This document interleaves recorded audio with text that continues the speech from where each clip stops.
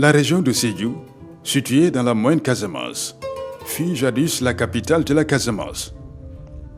Érigée en région depuis 2008, Sédhiou, la belle, est assise sur un don de la nature. Des plateaux, bassins versants, de bas-fonds aux formes originales, des vallées de plus de 30 000 hectares, une clémence climatique. Bref, Sédhiou est un condensé dense de merveilles. La région de Sédhiou a un énorme potentiel qui ne demande qu'à être valorisé. Donc les pouvoirs publics s'y attellent. Maintenant, avec le soutien économique et financier des investisseurs et le dynamisme associatif et la volonté donc des populations que nous avons remarqué, nous pensons que nous pouvons, si ces efforts sont joints et mis en synergie, faire de la région de Sédhiou un véritable pôle économique dans la Casamance naturelle.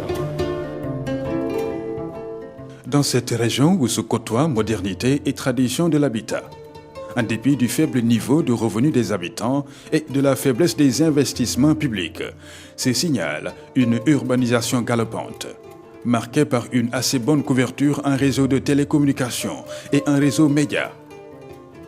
Dans cette foulée, le transport se singularise avec des infrastructures de dernière génération. Ainsi, le désenclavement de la région est bien amorcé. À cela s'ajoutent les 19 points de traversée qu'offre le fleuve Casamance, les Bolongues et le Sungurungur. Un affluent du fleuve Casamance, facilitant ainsi la navigabilité intérieure à l'aide de bacs et de pirogues motorisées. Le secteur agricole mobilise à lui seul 70% de la population rurale, assure 70 à 80% des revenus des producteurs et joue un rôle prépondérant dans l'alimentation des populations.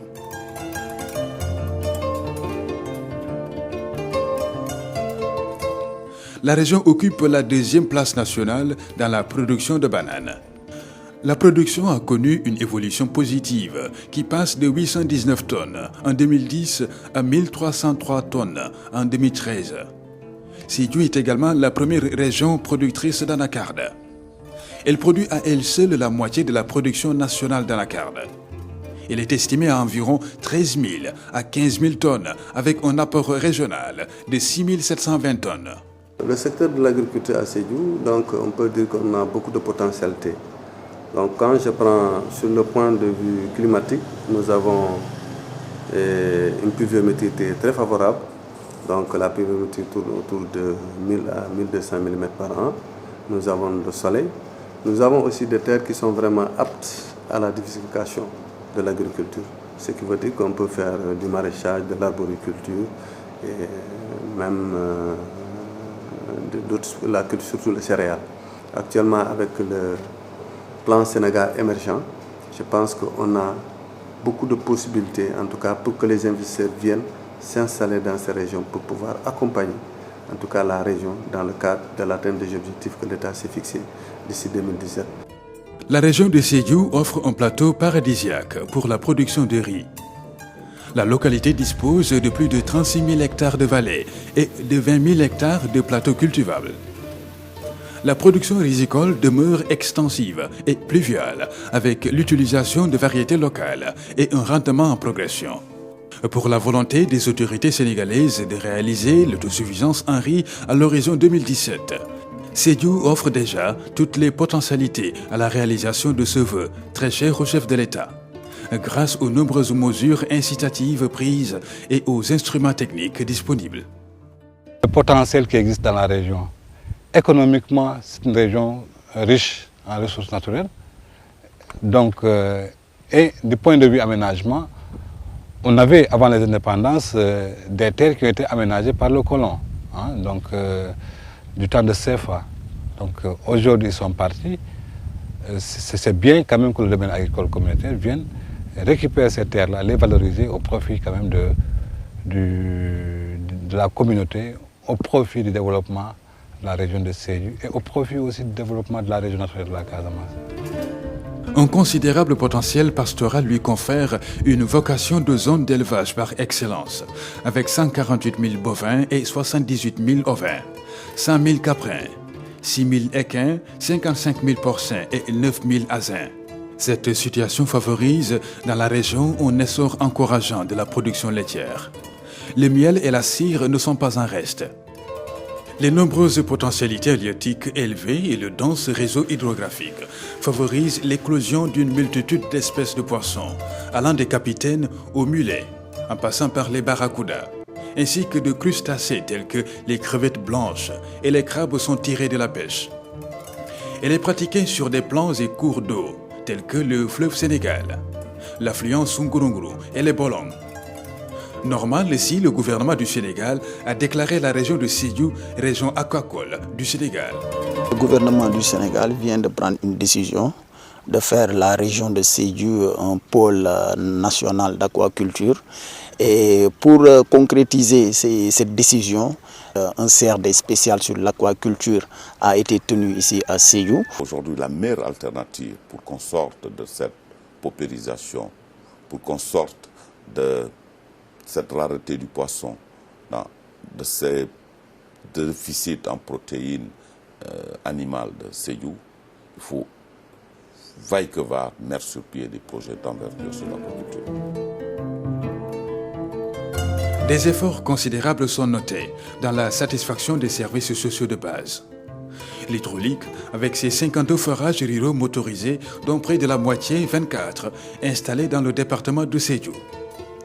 La santé, avec ses 136 structures de santé, dont 87 cases de santé, 45 postes de santé, 3 centres de santé et un établissement public de santé gagnerait à relever pour mieux satisfaire le niveau des besoins des populations, aussi bien au niveau des structures d'accueil que du personnel de santé. Tandis que l'éducation, avec en 2013 un taux brut de scolarisation de 82% contre un niveau national de 80%, s'emploie à prendre en charge la population scolarisable issue des 456 000 habitants. La carte scolaire est très bien développée, surtout au niveau de l'élémentaire. Dans les coins et recoins de la région, nous avons au moins une école élémentaire.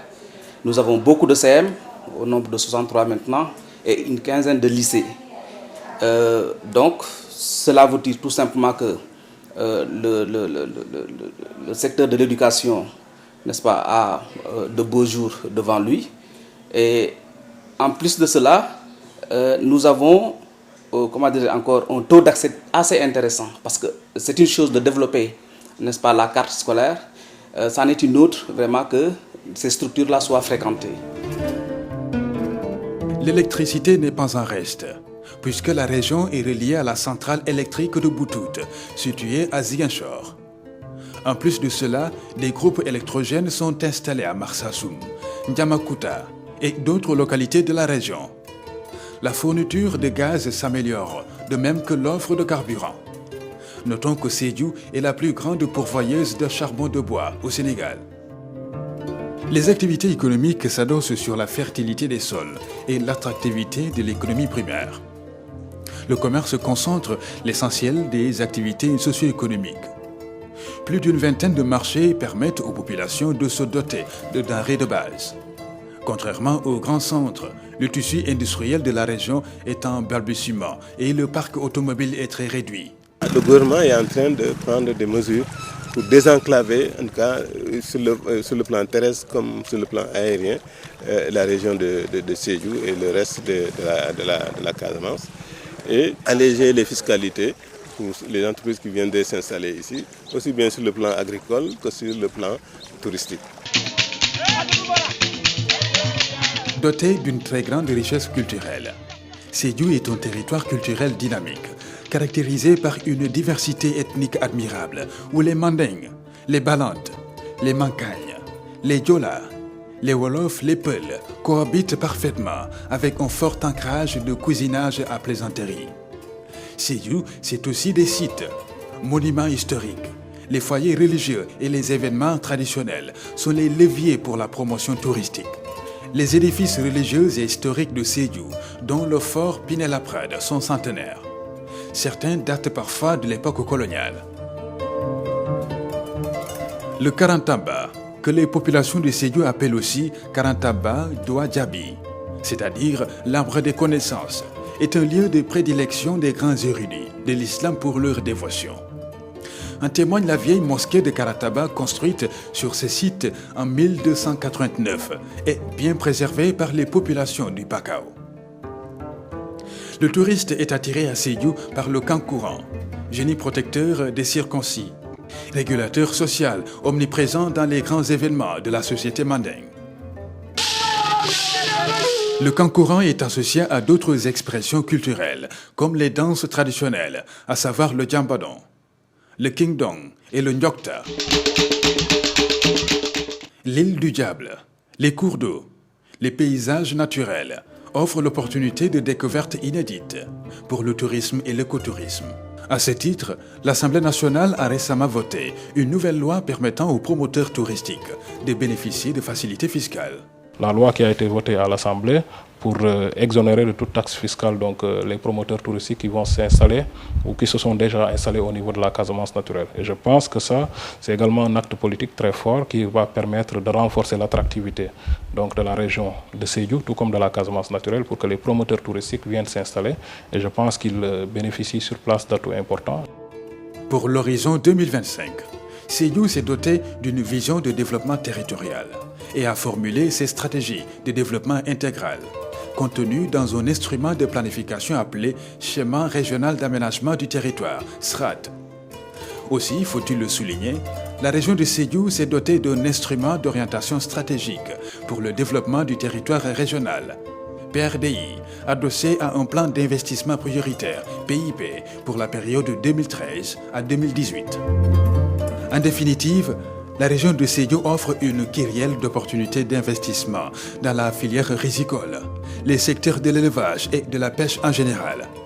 Les conditions climatiques et le cadre offrent des conditions idéales pour développer davantage ces activités et permettre une création de valeur profitable aux investisseurs. Pour promouvoir durablement la région de Sédhiou, il faudra à coup sûr relever un défi très important, à savoir le développement d'un capital humain capable de valoriser les ressources naturelles, sociales et environnementales de la région.